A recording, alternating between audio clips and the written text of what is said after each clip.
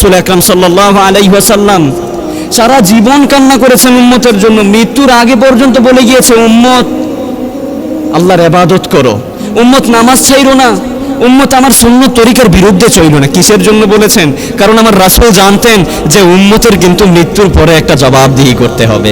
আমার সাহাবায়ে কেরাম জানতেন যে মৃত্যুর পরে আমার একটা জীবন আছে, আরেকটা জিন্দেগি আছে, যে আমার মাওলার কাছে আমাকে যেতে হবে। কিন্তু আমি যে আমার মাওলার কাছে যাব, কি নিয়ে যাব?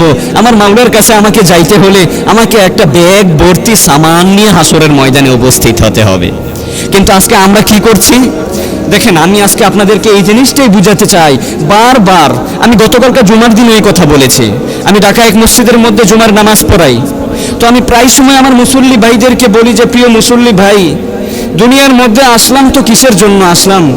দুনিয়ার মধ্যে আসলাম তো কি নিয়ে আসলাম? কিছুই আসে নাই। আমাদের সাথে দুনিয়ার মধ্যে আমরা যে মায়ের গর্ভ থেকে দুনিয়ার মধ্যে আসছি, আল্লাহ তাআলা কিছু দিয়ে দিয়েছে আমাদের জন্য? কিছুই দেয় নাই।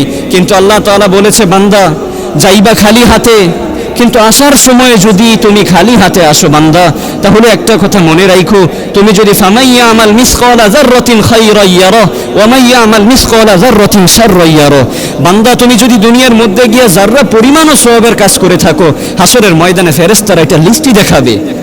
যদি আমরা হাসরের ময়দানে যদি লিস্টে এটা পাই, তাহলে আমাদের মন শান্তি হয়ে যাবে।